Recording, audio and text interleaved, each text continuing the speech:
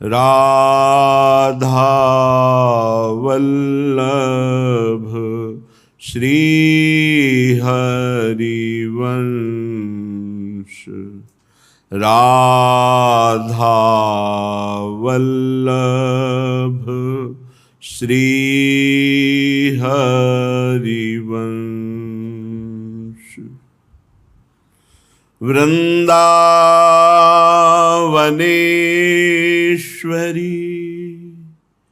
तवैव पदारविन्दम्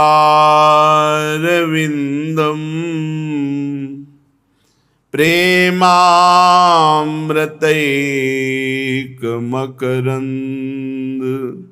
रसौघपूर्णम्।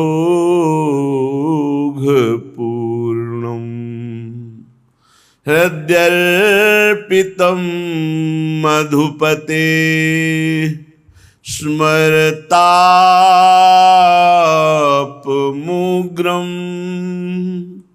निर्वापयत्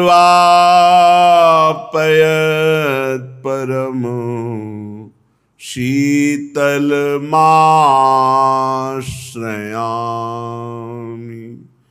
निर्वापयत् परम शीतलमाश्रयामि।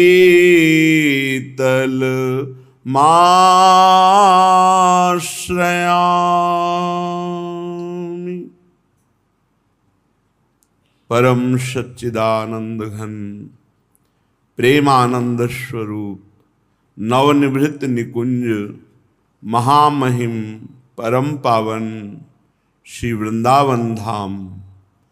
श्री वृंदावन धाम के लाडिले युगल चंद्र प्राणाराध्य श्री प्रिया प्रीतम जू, समस्त सहचरी वृंद, खग मृग पशु पंछी लता यमुना रसरानी रजरानी, समस्त ब्रजवासी परिकर चलते हैं श्रीमद् भागवत महापुराण, जिसमें प्रसंग चल रहा है भगवान परमहंस श्री सुखदेव जी महाराज नीचे के लोकों का वर्णन कर रहे हैं। सबसे भूमि से प्रथम जो लोक आता है वो अतल लोक है। ये मृत्यु लोक के बाद सीधे जो लोक आता है नीचे, वो अतल लोक है। इसमें मैदानों का पुत्र राज्य करता है, यहां का वो राजा है। वो 96 प्रकार की माया रच करके सबको सुख प्रदान करता है अपनी प्रजा को। 3 प्रकार की महासुंदरियों की रचना उसने की जम्भाई के द्वारा, स्वैरिणी, कामिनी, जो अन्य वर्णों के पुरुषों से, बहुत पुरुषों से समागम करती है, पुष्चली जो अत्यंत गंदे स्वभाव की, और सब सुंदरियां। उस लोक में रहने वाले पुरुषों को हाटक नामक रस पीने को मिलता है, जिसके पीने पर 10,000 हाथियों का बल प्रकट होता है, महान बलशाली। और वो स्वैरिणी, कामिनी, पुष्चली, इनमें आसक्त चित्त होकर के व्यतीत करते हैं। पूरा जीवन वहां के लोगों का अच्छे अच्छे पदार्थ खाना, अच्छे अच्छे पेय पदार्थ पीना और बस भोग वासना में लगे रहना। सब सुविधाएं माया के द्वारा, 96 प्रकार की माया जानने वाला सब सुविधाएं अपनी माया से प्रकट करता रहता है मैदानों का पुत्र। विमान में भरकर वह भोगों में पूरा जीवन व्यतीत कर देते हैं। यहां जितने लोग रहते हैं इस अतल लोक में, इनको सुंदर सुंदर औषधियां, रस, पान, विविध प्रकार की भोग सामग्री, और इनके सब पदार्थ दिव्य होते हैं। यहां जितने लोग होते हैं, किसी को ना तो मानसिक कभी रोग होता है और ना शारीरिक रोग होता है।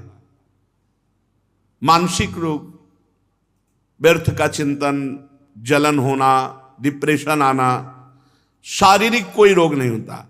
यहां किसी के झुर्रियां नहीं पड़ती, किसी के बाल नहीं पकते, यहां किसी को बुढ़ापा नहीं आता, यहां किसी की देह की कांति नहीं जाती, किसी के शरीर में दुर्गंध नहीं आता, किसी के पसीना नहीं चूता, किसी को कभी थकावट नहीं होती, कभी शिथिलता नहीं आती, आयु के साथ शरीर की अवस्थाओं का बदलना नहीं होता कि अब जवान अब बूढ़े, ऐसा नहीं होता।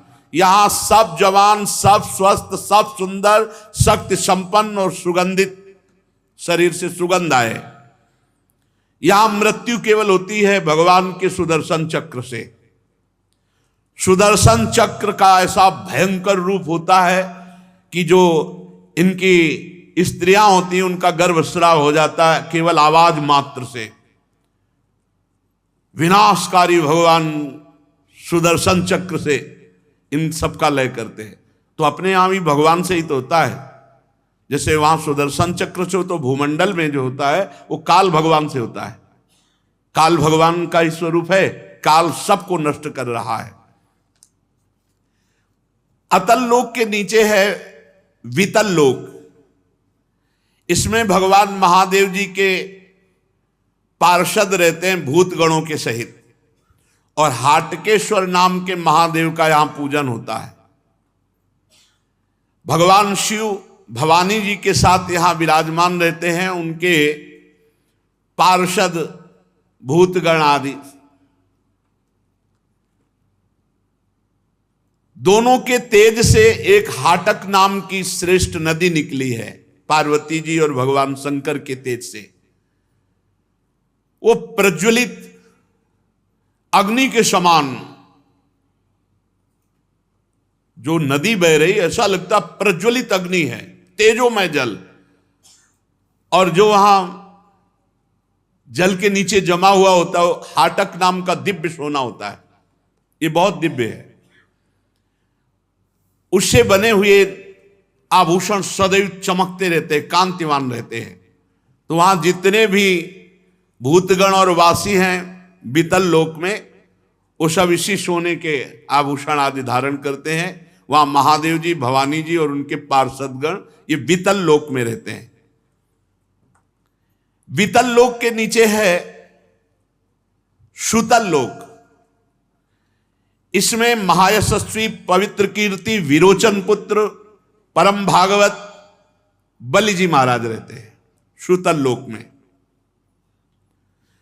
भगवान ने इंद्र का प्रिय करने के लिए अदिति के गर्भ से वामन अवतार धारण किया था और इनसे 3 पग पृथ्वी मांगी थी। बलि जी ने दिया भी। भगवान ने पूरा लीला चरित्र तो आगे है। भगवान ने बांधना चाहा बलि जी को, लेकिन प्रेम बंधन में स्वयं बंध करके आज भी सुतल लोक में निवास करते हैं। जैसी बलि जी को संपत्ति मिली वैसी इंद्र के पास है ही नहीं। परम पूज्यतम महामहिम भगवान आज भी निर्भयता पूर्वक बलि को निर्भय प्रदान करने के लिए द्वार में खड़े हुए वामन भगवान के रूप में सुतल लोक में। परमात्मा भगवान वासुदेव को भूमि दान किया तो भगवान स्वयं द्वारपाल बन खड़े और सुतल लोक का ऐसा ऐश्वर्य कि देवराज इंद्र के पास नहीं। ये तो हुआ नाशवान, लेकिन अविनाशी भगवान स्वयं प्रतिपल दर्शन दे रहे हैं। और महिमा विख्यात महाभागवत बलि की, भला भगवान से जुड़ जाने का केवल सुतल लोक ही फल होगा क्या? यस्य हावाव छुत पतन प्रस्खलनादिषु विवशः सकरन नामाभिग्रहण पुरुषा कर्म बंधन मंजसा विधुनोति यस्य हैव प्रतिबाधनम मुमुक्षोन्यथैवोपलभन्ते। कह रहे हैं जिन भगवान का गिरते छींकते फिसलते समय एक बार भी बोल दे कृष्ण गोविंद हरि, उसके कर्म बंधन कट जाते हैं। तो जिन्होंने अपना सर्वस्व बलि ने दे दिया, उनको केवल सुतल लोक की संपत्ति मिलेगी क्या? नहीं, सारे कर्म बंधन कट गए, भगवान की उनको निरंतर सानिध्य प्राप्ति हुई। जो भगवान का आश्रय ले लेते हैं, अपने आप को भगवान को समर्पित कर देते हैं, तो ये लोक लोकांतर के सुख तो ऐसे ही ब्याज में समझो, मूल तो उन्हें भगवान का सानिध्य मिलता है, भगवद स्मृति मिलती है, परम पद प्राप्त होता है। अतएव संयमी भक्त कभी भगवान से इन लोकों के सुख नहीं मांगते। वो भगवान से भगवान की प्राप्ति चाहते हैं। सदैव आपको देखता रहूं, आपकी सेवा करूं, आपके सानिध्य में रहूं, यही फल।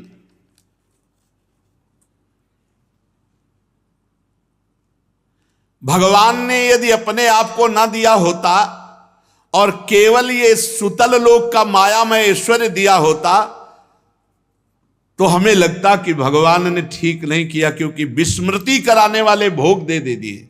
लेकिन ये देने पर भगवान द्वारपाल बनकर के वहीं विराजमान हुए।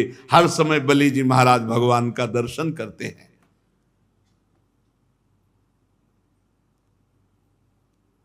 जिस समय कोई और उपाय न देखकर भगवान ने याचना के लिए सर्वलोक महेश्वर होकर बलि के सामने भिक्षुक बनकर के गए, तो इस महापुरुष ने शरीर सहित संपूर्ण दान कर दिया। भगवान ने 2 पग में सब ब्रह्मांड नाप लिए, कहा तीसरा पग कहां?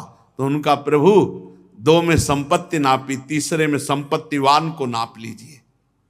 और कैसे भगवान वरुण पास में, जिसमें प्रतिपल महान कष्ट है, उसमें बांधा था बलि जी को। ऐश्वर्यशाली इंद्र को बना दिया, पर कार्य सिद्ध बलि का किया। बलि को भगवान मिले, इंद्र को त्रिभुवनपति मिला। क्या? इसलिए बुद्धिमान वही है जो भगवान का भजन करके भगवान की भक्ति मांगे, भगवान का भजन मांगे, भगवान की दास्ता मांगे, भगवान से ये भोग सुन के ना मांग ले। इस नया स्वप्न है, ये कुछ नहीं।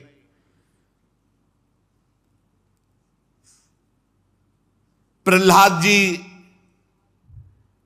जब देखा कि भगवान ने हिरण्यकश्यप को मार दिया है,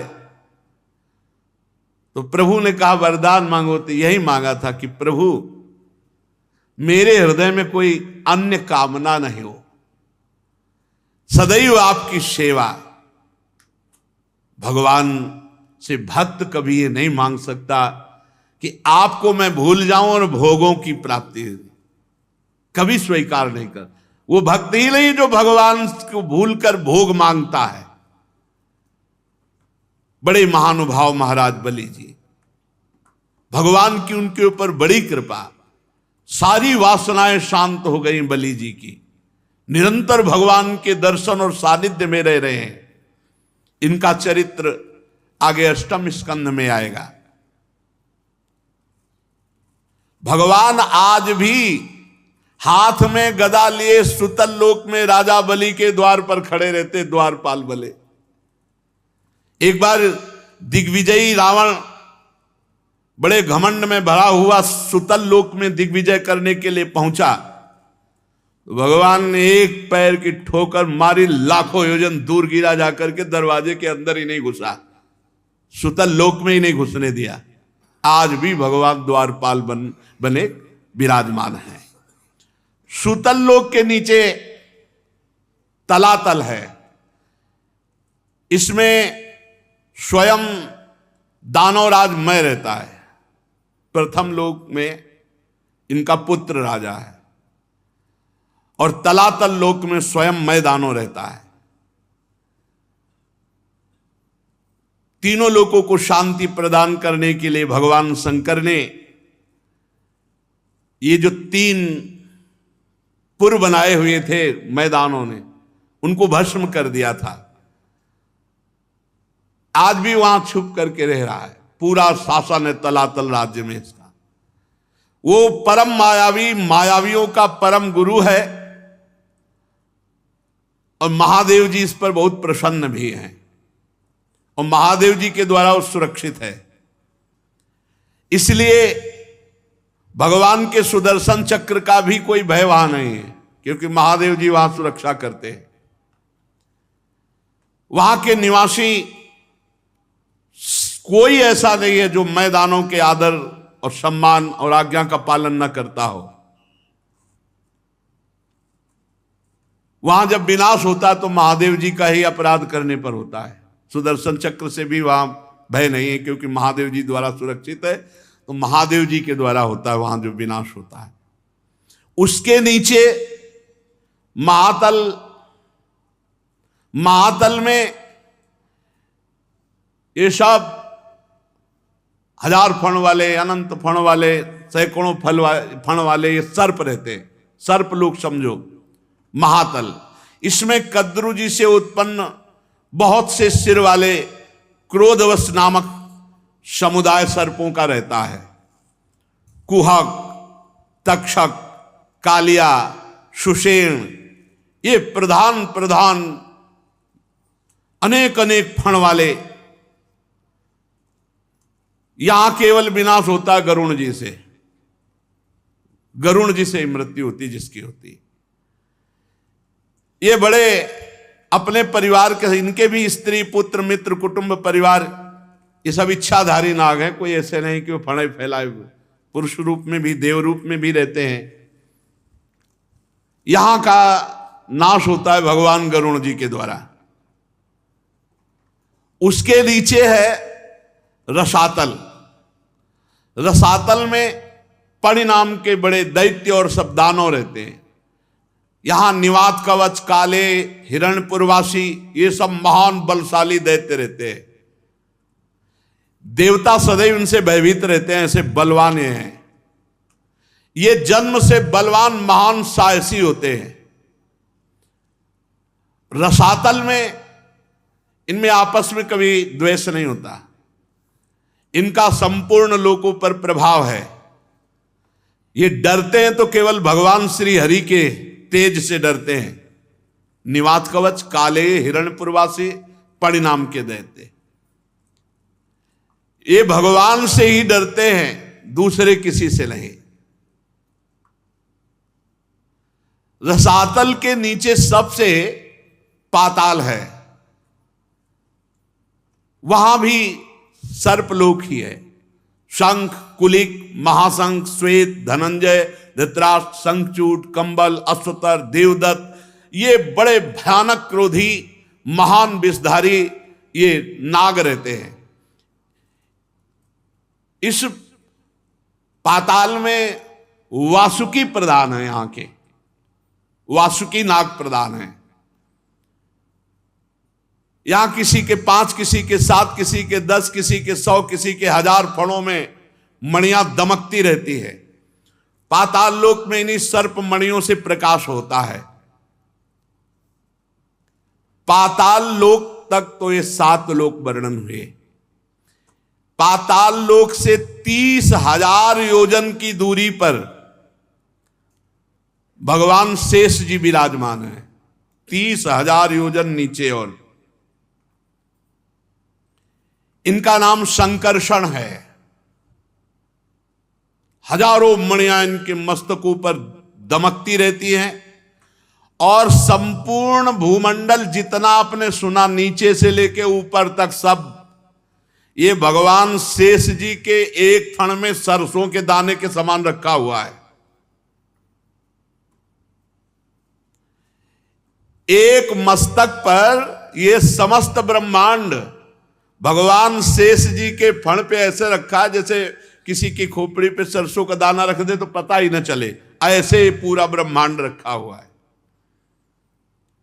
प्रलय काल उपस्थित होने पर विश्व का संहार करने के लिए नीचे से इनके नेत्र क्रोधवश हो जाते हैं और भ्रकुटियों के तन जाने से 11 रुद्र प्रकट होते हैं साथ में ही, जो 3-3 नेत्र वाले होते हैं। तो भगवान संकर्षण के मुख से ज्वाला विष भई और 11 रुद्रों के तीनों नेत्र खुल जाते हैं और नीचे से जलना शुरू होता है, सब भस्म हो जाता है। ये सब हाटक पी करके जो उन्मत्त है तो राख हो जाते हैं। इसलिए वृंदावन में रहने की बात सोचो, अतल वितल की तरफ मत सोच लेना। ये सब नाशवाना ब्रह्म स्तंभ पर्यंतम सर्वम मायामयम जगत सत्यम सत्यम पुनः सत्यम हरिर नामैव केवलम। जो नाम जप कर रहे हैं भगवान के धाम में विराजमान है, महाप्रलय की पवन वहां स्पर्श ही नहीं करती। भगवान संकर्षण बहुत गोरे हैं, बहुत गौर वर्ण के हैं। चरण कमलों के गोल गोल स्वच्छ और अरुण वर्ण नखमणियों की पंक्ति के समान दे दीप्यमान हैं। प्रधान प्रधान भक्तों के सहित अनेकों नागराज अनन्य भक्ति भाव से भगवान संकर्षण के चरणों में प्रणाम करते हैं। तब उन्हें उन नखमणियों में अपने कुंडल कांति मंडित कमनी कपोलों वाले मनोहर मुखारविंदों की मनमोहिनी झांकी होती। उनका मन आनंद से भर जाता है। नागराज की कन्याएं भगवान संकर्षण के चरणों की उपासना करती है। देवता असुर नाग सिद्ध गंधर्व विद्याधर मुनिगण कोई ऐसा नहीं जो भगवान शेष जी की आराधना न करे। वही लक्ष्मण जी के रूप में है, वही बलराम जी के रूप में है। भगवान संकर्षण के नेत्र निरंतर प्रेम मद से टपकते रहते हैं, नेत्रों से आंसू टपकते रहते हैं और वो भगवान के चिंतन में प्रेम में विह्वल रहते हैं। और जब बड़े बड़े सनकादि ऋषि एकत्रित होते हैं तो वे भगवान की महिमा का गायन करते हैं। भगवान शेष जी नीलांबर धारण किए हुए हैं, कानों में केवल एक कुंडल पहनते हैं और हाथ में हल और मूषल ये धारण करते हैं। उदार लीला भगवान संकर्षण गले में बैजंती माला धारण करते हैं। सुवर्ण की बहुत सुंदर श्रृंखलामयी अद्भुत कांति तुलसी की गंध से मतवारे होकर भौरे गुंजार करते हैं। इस प्रकार भगवान अनंत महामहात्म श्रवण और ध्यान करके मुमुक्षुओं को मोक्ष प्रदान करते हैं, कर्म वासना की ग्रंथि का भेदन कर देते हैं। ब्रह्मा जी नारद जी सब भगवान संकर्षण की महिमा का गान करते हैं। चाहे भोग चाहे मोक्ष चाहे, एकमात्र भगवान की ही आराधना करनी चाहिए। श्री परीक्षित जी ने पूछा कि प्रभु ये मनुष्य को नीची ऊंच योनियां क्यों प्राप्त होती हैं, गतियां क्यों प्राप्त होती हैं, दुख क्यों प्राप्त होता है? हमने सुना है नरक की भी प्राप्ति होती है। तो श्री सुखदेव जी ने कहा, राजन ये जो तुम लोक लोकांतर में उत्तम मध्यम नीच गतियां देख रहे हो, ये इसलिए होती हैं कि सतोगुण रजोगुण तमोगुण 3 प्रकार के गुण हैं और इन्हीं गुणों के अनुसार कर्म होते हैं और कर्मों के अनुसार विभिन्न गतियां होती हैं और हर कर्म का फल भोगना पड़ता है। कोई भी कर्म भोगना पड़ेगा, सबको भोगना पड़ेगा। कर्ता को अपने कर्म का फल भोगना ही पड़ेगा। तो जब कोई रजोगुणी तमोगुणी प्रधान वृत्ति वाला हो जाता तो उससे पाप कर्म बनता है और पाप कर्म का फल उसे नरक में भोगना पड़ता है। और हजारों तरह की नरक गतियां हैं, उनको भोगना पड़ेगा। तो परीक्षित जी ने कहा, भगवान अभी तक तो आपने बताया ऊंची नीची गतियां, नरक, ये नरक कहां है? पृथ्वी में ही भोगना पड़ता है या त्रिलोकी के भीतर बाहर कहां है नरक? है भी कि केवल कहा ही जाता है? परीक्षित जी ने पूछा, है भी ये कहां है, नरक है कहां? श्री सुखदेव जी महाराज ने कहा, राजन ये त्रिलोकी के भीतर ही है। ये पृथ्वी से नीचे जल के ऊपर दक्षिण दिशा में विराजमान है। ये पृथ्वी लोक में दक्षिण दिशा में पृथ्वी से नीचे जल के ऊपर विराजमान है। उस नरक लोक में सूर्य भगवान के पुत्र पितृराज भगवान यमराज का शासन है और वो अपने यमदूतों के साथ, यमगणों के साथ रहते हैं। जो भगवान का भजन नहीं करते, शास्त्र विरुद्ध पापाचरण करते हैं, भगवान यमराज के दूत जबरदस्ती उनको मारते पीटते हुए यहां लाते हैं और उनके दुष्कर्म पाप कर्म का फल उनको भोगना पड़ता है। प्रधान 21 हैं। प्रधान का मतलब होता है, जैसे भारत में उत्तर प्रदेश, तो अब उत्तर प्रदेश हुआ प्रधान। अब इसमें कितने जिले हैं, कितने इसमें कस्बे हैं, नगर हैं, गांव हैं। ऐसे ही प्रधान 21 नरक हैं, उनके भी भाग, तभी कहा हजारों नरक है, हजारों नरक की गतियां हैं। श्रुतया सहस्त्रशः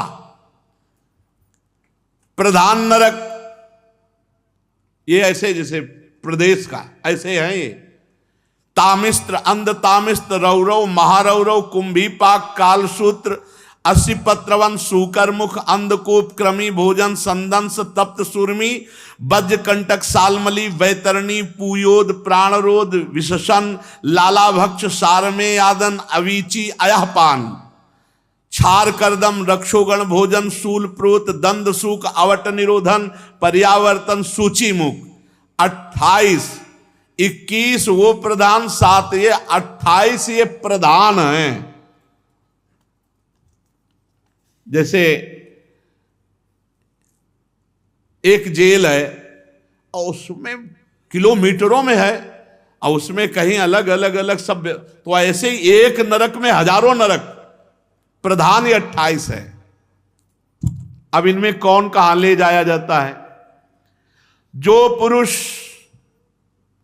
दूसरों का धन बेईमानी से अपहरण करता है या दूसरे की संतान का अपहरण करके धन, या दूसरे की स्त्रियों का अपहरण,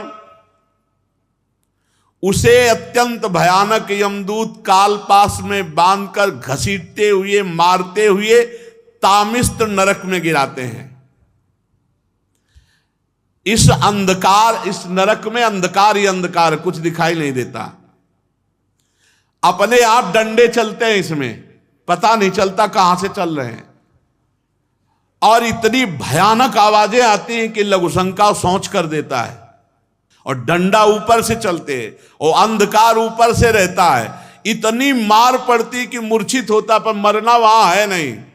रात दिन डंडे ही चलते रहते हैं। जो दूसरों का धन अपहरण करते हैं, दूसरों का संतान अपहरण करते हैं, जो दूसरों की स्त्रियों का अपहरण करते हैं, उनको भयानक तामिस्त्र नरक में गिराया जाता है, जहां अंधकार ही अंधकार है। खाना पीना तो कोई, यहां जेल में भारत की तो कम से कम खाना पीना तो मिल जाता है, वहां खाना पीना नहीं, वहां डंडा ही चल रहा है। और अंधेरे में ऐसी ऐसी आवाजें कि भयभीत होकर मलमूत्र का त्याग करता है, और इतनी मार पड़ती रहती है निरंतर कि मूर्छित होता रहता, फिर होश आता, फिर मूर्छित। मरना है नहीं वहां। बोले कितने दिन की सजा हुई? बोले 1 कल्प की। बोले कैसा बोल रहे हैं भला, छोटे मोटे पाप की 1 कल्प? तो 5 मिनट यहां पाप करते हो आजीवन कारावास मिलता है नहीं, और फांसी की सजा मिलती कि नहीं मिलती? 5 मिनट के अपराध से। दूसरा, जो किसी को विश्वास दिलाकर धोखा दे देता है, जैसे कभी तुम्हारे को कोई रास्ते में मिला, भाई रात हो रही, हम आपके घर आज शरण ले सकते हैं क्या? आप उनको भगवान की तरह उनको रखो, कहीं धोखेबाजी नहीं होना चाहिए। विश्वास सबसे बड़ी चीज होती है। कोई कभी कैसी परिस्थिति में माता बहन कोई भी मिल जाए, अगर उसको आप शरण दे दें तो विश्वासघात नहीं होना चाहिए, नरक की प्राप्ति होगी। जो किसी को विश्वास देकर फिर विश्वासघात करता है, जो किसी स्त्री को फंसा करके प्यार दुलार विश्वास ऐसा और उसके साथ गलत आचरण करता है दो प्रकार के। एक तो किसी को भी शरणागति दे के आज हम आपके घर रुकना चाहते हैं तो अगर आपको संशय तो लाओ मती, और अगर लाओ तो विश्वासघात नहीं होना चाहिए।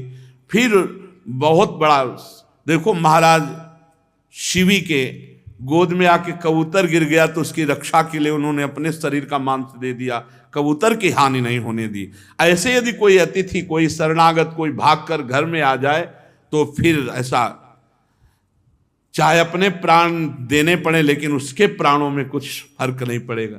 एक ऐसा सिद्धांत है, अगर कोई भाग कर आ जाए तो फिर शरणागत की रक्षा कर। हाँ, कोई अपराधी भाग करके आ जाए तो फिर जब अपराध किए हुए तो फिर भोगो जाके तुम। जो किसी को विश्वास देकर धोखेबाजी करके फंसा देता है, धोखेबाजी से उसको कष्ट देता है, मार देता है, और जो किसी दूसरे की स्त्री को विश्वास दे करके, तो वो अंध तामिस्त नरक में पड़ता है। वहां क्या होता है कि वहां ऐसे यंत्र लगे हुए हैं कि उनमें फेंक दिया जाता है, टुकड़े टुकड़े होकर गिरता, फिर मनुष्य बन गया, फिर फेंका गया, फिर ऐसे काटा जाता है।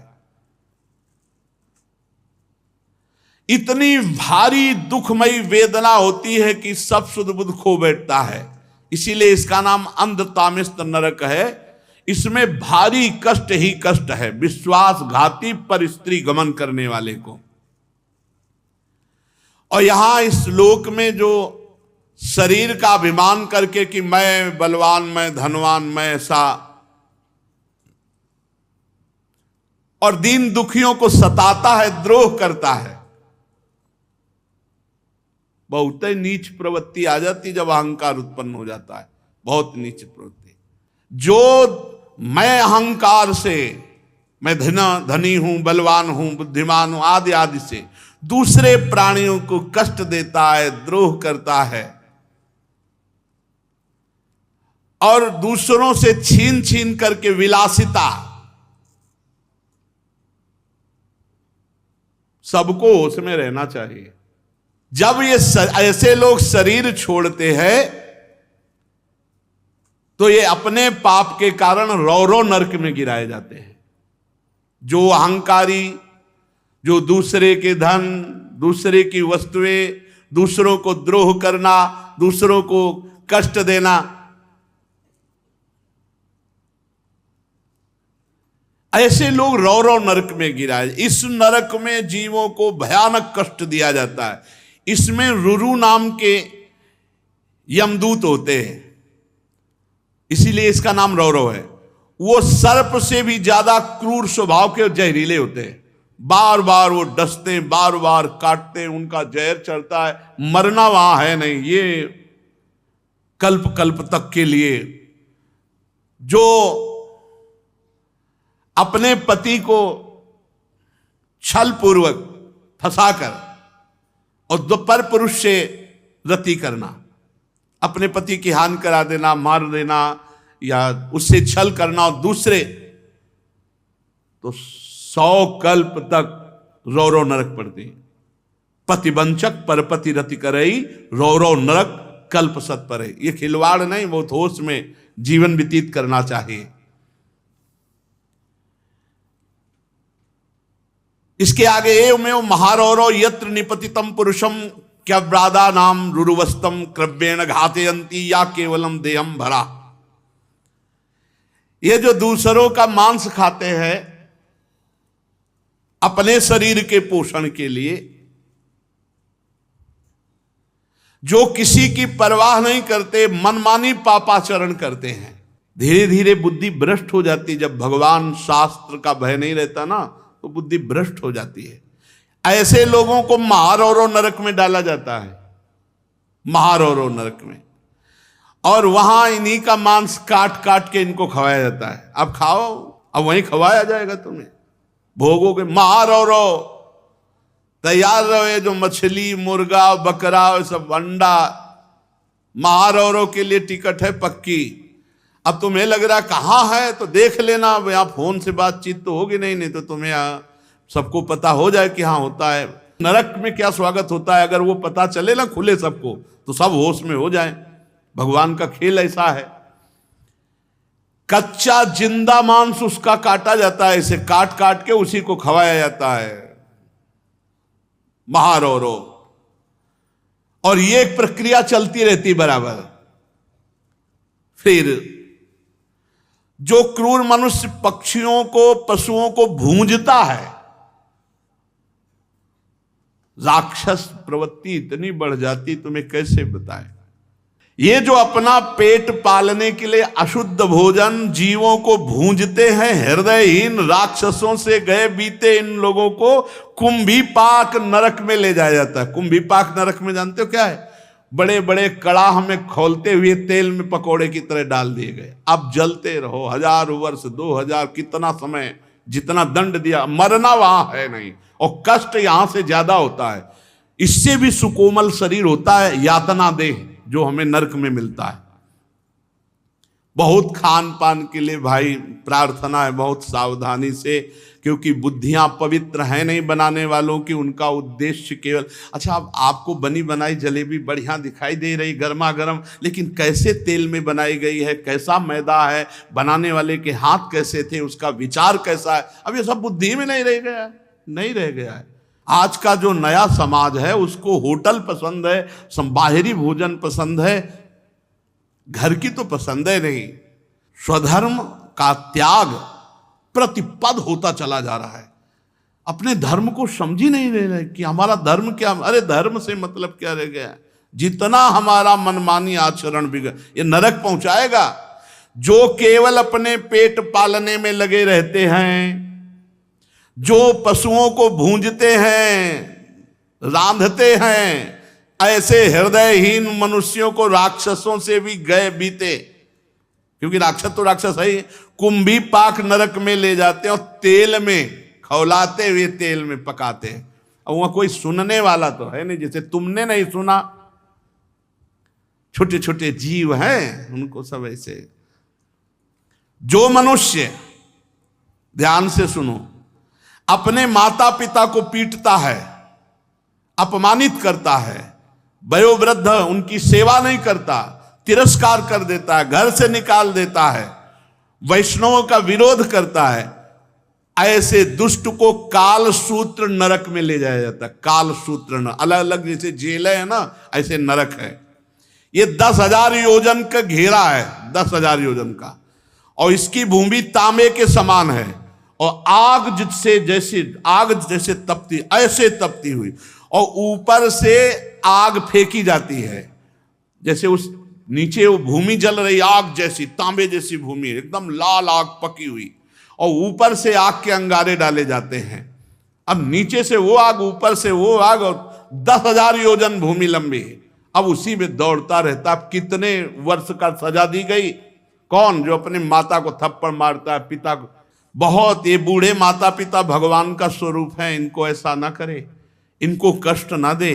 अरे तुम्हें पाला पोसा है भाई, तो कम से कम आरती पूजा ना कर सको, ऐसे तो करना चाहिए। नित्य माता पिता की आरती, और भगवान की करो, आरती ना करो, माता पिता की कर लो। उनको नहलाओ धुलाओ, कपड़ा लत्ता पहनाओ, खवाओ पियाओ, मेहनत करके भगवान के मंदिर भले अगर नहीं कभी गए तो भी भगवान की प्राप्ति हो जाएगी। क्योंकि घर में मातृदेवो भव पितृदेवो भव, इसका प्रमाण है। विट्ठल भगवान स्वयं चल करके आए थे पुंडरीक जी के घर, माता पिता की सेवा करने वाले। माता पिता मातृदेवो भव पितृदेवो भव। बहुत सावधानी से मनुष्य जीवन, जो अपने माता पिता का अपमान करते, मारते, पीटते, वयोवृद्ध अवस्था में सेवा नहीं करते, ऐसों को काल सूत्र नरक में गिराया जाता है। अब वहां पापी जलता हुआ भागता है 10,000 योजन की भूमि, सब जलने वाली भूमि। सोचो कैसा, इतनी बेचैनी, इतना ना कहीं खड़ा हो सकता है, कभी लौटता है, कभी भागता है, कभी छटपटाता है, दौड़ता है। उस नर पशु के जितने रोम होते हैं उतने 1000 वर्ष तक उसे भोगना पड़ता है काल सूत्र नरक में, जो वैष्णवों को, ब्रह्म ऋषियों को दुख देता है, माता पिता को मारता पीटता है। ऐसा आगे कह रहे, जो पुरुष किसी भी प्रकार की आपत्ति ना आने पर अपने वर्णाश्रम धर्म को छोड़कर दूसरे धर्म का आचरण करता है, वैदिक मार्ग को छोड़ देता है। और जो पापी पाखंड पूर्ण जीवन बिताता, पाखंड जो है नहीं उसको दिखावा करके मनमानी आचरण, जो वैदिक शास्त्रीय सिद्धांत को छोड़कर मनमानी आचरण करता है वो पापी, और जो पाखंडी है पाखंड का वो पाप। इन तीन पापियों को, तीन प्रकार के पाप करने वालों को अश्री पत्रवन नामक नरक में डाला जाता है, जहां यमराज के दूत जैसे कांटे होते हैं ना, ऐसे कोड़े होते हैं, ऐसे कोड़ों से पीटते हैं। और वो इतना चिल्लाता रोता है, इधर उधर दौड़ता है, तो वहां आसपास तलवार जैसे ऐसे लगे हुए, उनसे अंग उसके कटते हैं, कोड़े से मारा जाता है, बार बार मारा जाता। वो कहता है हाय मैं मरा, हाय चिल्ला, ऐसे चिल्लाता रहता है। धर्म छोड़कर पाखंड मार्ग में चलने वाले पाखंडियों को यही दंड मिलता है, कुकर्मियों को यहां अपने कर्म का फल भोगना पड़ता है। हे राजन, जो इस लोक में राजकर्मचारी पद पर होकर राजा, न्यायाधीश या बड़ा पदाधिकारी होकर निरपराध मनुष्य को दंड देता है और अपराधी को छोड़ देता है धन के बल पर, निरपराध निर्दोष को दंड देना, दोषी को मुक्त कर देना, उस महापापी को जो घूस लेकर के, चाहे कोई हो, न्यायाधीश पद हो, चाहे बड़ा राजकर्मचारी पद हो, चाहे जो पद हो, जो अपराधी से पैसे लेकर निरपराधी को दंड देता है, निर्दोष को दंड देता है, उस पापी को सूकर मुख नरक में गिराया जाता है। महाबली यमदूत उसको पहरे मार मार करके कुचलते हैं, पूरे अंगों को ऐसे लेटा करके, बड़े बलवान हैं, अब गदा आदि से मार मार करके उसके अंगों को कुचलते हैं। यहां जैसे निरपराध आदमी रोता रहता है कि हमारा कोई अपराध नहीं है, लेकिन पैसा मिल चुका है, इसलिए अपराधी को बचाव पक्ष में। इसीलिए एक बार एक वकील साहब वो बोले कि भाई हमको तो ऐसा करना पड़ता है, ये हमें सिखाया गया है। तो फिर हमने प्रार्थना की कि बुरा ना लगे, आपकी बहन के साथ कोई गलत करे और फिर इसके बाद आपको पता चले कि ये गलत आदमी है और फिर आपको पैसा दे, आप छोड़ा दोगे उसे? अब चुप हो गए। बोले हमारा तो कार्य है छुड़ाना, अब हमारे पक्ष में जो आएगा मुकदमा मुझे जिताएंगे तो हम ठीक है। आपकी बहन के साथ गलत आचरण करता और वो आदमी आपको फिर मनमानी रुपए दे, आप छोड़ोगे? बोले नहीं छोड़ेंगे। तो फिर दूसरे की बहन के साथ किए हुए व्यक्ति को कैसे छोड़ दोगे? तुम्हारे भाई के साथ कोई घटना घटी हो, कोई ऐसा अमंगल किया हो और जानते हो तो आप नहीं छोड़ सकते, चाहे करोड़ों रुपया दे। फिर हमारा भारत, हमारे सब भाई ही हैं, हमें चाहिए तभी हमारे दोष कम होंगे समाज में, जब सत्य का पालन किया जाए। पर रुपया तो भैया, ये रुपये का फल खुला लिखा हुआ है, इसमें यस्वी ही वही राजा राजपुरुषो व अदंडे दंडम प्रणयति। अदंडे दंडम, वो दंड का अधिकारी नहीं, निर्दोष है, फिर भी उसे दंड दिया जा रहा है क्योंकि रुपए के बल से। तो क्या होगा? बोले उसको सूकर मुख नामक नरक में गिराया जाएगा, जहां महाबली यमदूत उसके अंगों को कुचलते हैं। इस लोक में जो निरपराध प्राणियों को सताता है, जब कोई निरपराध प्राणी रोता है तो उसके जितने आंसू होते हैं उतने हजार वर्षों तक ये पीड़ा उसको भोगनी पड़ती है। इस लोक में जो अन्य जीवों के पीस करके बोले नहीं, उसका जैसे उबाल करके और इस तरह से वो जो पीते हैं बना करके उसके, तो कह रहे हैं उनको कोल्हू में पेरा जाता है गन्ने की तरह। सब्जी के पी ले, फल के पी ले तो अच्छी बात है, जीवों के उबाल उबाल के बहुत पुष्ट बनना चाहते हैं। भारत है, भारत ये कर्म भूमि है, ये सबसे विश्व में सबसे वंदनीय जगह है। यहां हर कर्म का फल मिलता है और कर्म से उन्नति अवनति होती है। यहां जो लोक में अन्य जीवों को, प्राणियों को ऐसे उबाल करके वैसे, तो वहां गन्ने के समान कोल्हू में पेरा जाता है, लगा दी गई खोपड़ी, अब चीख रहे, मरना वहां है नहीं, उधर निकले फिर इधर लगा दिए, ये ड्यूटी चलती रहती। यमदूत अनंतों है, वहां अनंतों हैं। जो पुरुष इस लोक में खटमल, मच्छर, मधुमक्खी, नरक की तैयारी कर रहे हो भाई, वो एक चला ले कट कट कट कट ऐसे मच्छर मारेंगे। अरे भाई अलग अलग पूरी सृष्टि है, भगवान ने बनाई, उनका स्वभाव बनाया, उनके लीवर नहीं है, सीधा पचा पचाया खून पी के वो जीवित रहते, उड़ा दो जान से, उसको मार ही दिया एकदम। जो खटमल को, मच्छर को, जैसे बिच्छू है, सर्प, आप इनको हटा दीजिए, थोड़ी देखा तो मार ही दो, मारने के लिए आदेश नहीं, हटा दीजिए, उनको दूर हटा दीजिए। अब मच्छर ऐसे हटा दे उड़ जाएंगे। अब ऐसे करने में अब पता नहीं कि बैठा है कि नहीं, वैसे कर दिया वो बात अलग, लेकिन जान के कि बैठा है उड़ा दे उसको, मारो मत। जो इन जीवों को मारता है तो भगवान ने इनकी वृत्ति बनाई। अब जैसे बीछी है, उसको कहीं भी छू जाओगे तो डंक मारेगी। सांप है, उसके शरीर को कहीं भी टच हो जाएगा आपका तो फण मारेगा उसके, और हाथ पैर तो है नहीं।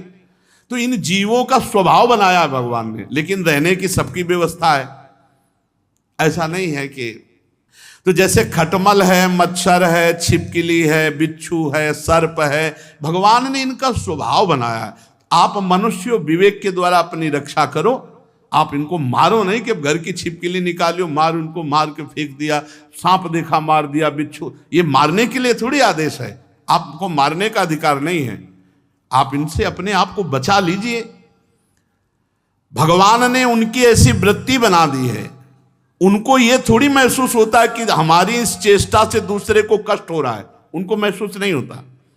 किंतु मनुष्य को भगवान ने बुद्धि दी है, उसको पता है कि इसको कष्ट दे रहे हैं हम, तो इसलिए पशु, मृग, पंछी, सांप, मच्छर, जूं, खटमल, मक्खी, जितने भी जीव हैं, इनसे द्रोह मत करो, अपने को बचा लो। और जो इनसे द्रोह करता है, इनको मारता है, तो उसको फिर इस नरक की प्राप्ति होती है। इसका नाम है अंधकूप नरक।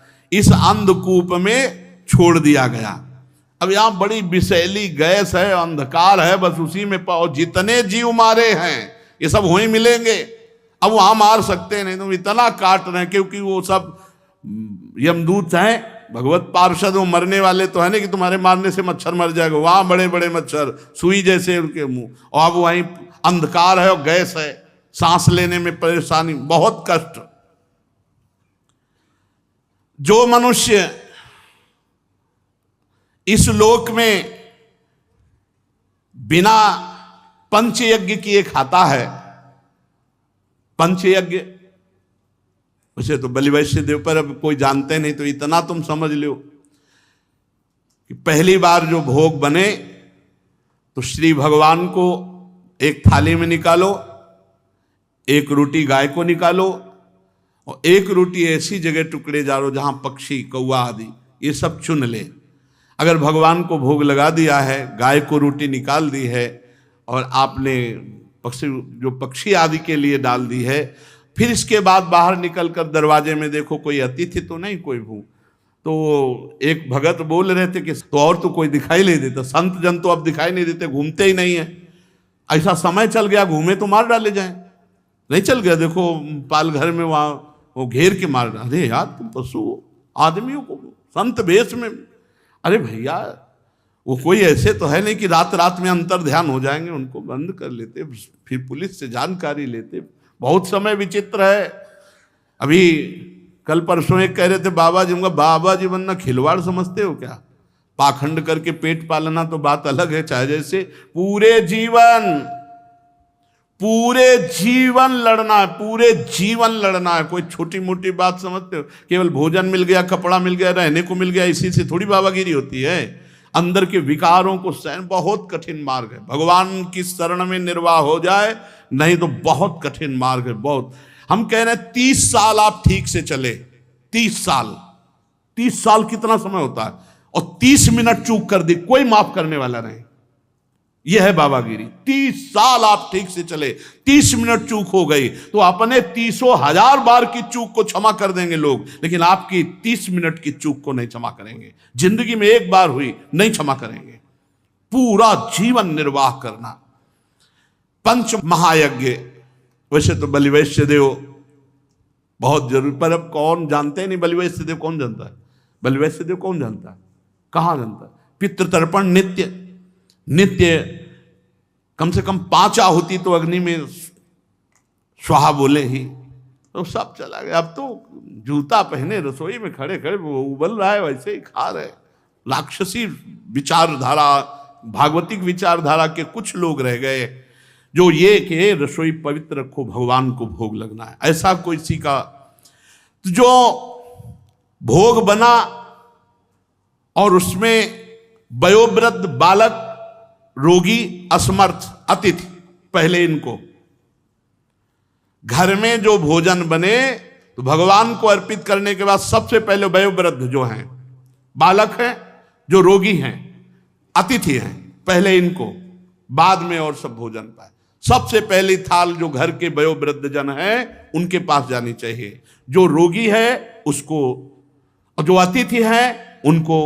फिर जो इस लोक में अच्छे अच्छे पदार्थ स्वयं पाता है और आए हुए अतिथि या वयोवृद्ध जो अपने द्वारा पोषित हैं उनको ऐसे, जो स्वयं की चाट के लिए ही सब भोग बनाता है। अरे कहां भगवान को भोग लगाओगे, आधा घंटा में सब ठंडा हो जाएगा, लाओ ऐसे ले, नहीं। बहुत धैर्य रखो, धैर्य रखो, प्रभु को भोग पहुंचा दो। बहुत धैर्य ना हो तो उनको भोग पाने दो, आप दूसरा गरम गरम निकाल लो भाई, पर भोग पहले प्रभु को। जो ऐसे खान पान के उन्माद युक्त तरीके अपनाते हैं, शास्त्र विरुद्ध आचरण करते हैं, उनको क्रम भोजन नामक नरक में गिराया जाता है। वहां 1,00,000 योजन का कीड़ों का कुंड है, उसी कुंड में छोड़ दिया, खाओ वो सब मवाद और कीड़े, ये सब भोगना पड़ता है। अच्छा देखो, मां के गर्भ में रहे कैसी व्यवस्था थी, कितना घृणित, लेकिन रहे ना, ऐसे नरक में है। हमारी सभी स्मृति खत्म हो चुकी है। कीड़ा बनकर रहना पड़ता है या कीड़े में फेंक दिया जाता है, वो बहुत कष्ट पाता है, उन्हीं कीड़ों को खाता है, उन्हीं कीड़ों के बीच में रहता है। ऐसे बहुत से आगे नरकों का वर्णन, शेष चर्चा आगे। श्री राधा वल्लभ लाल की।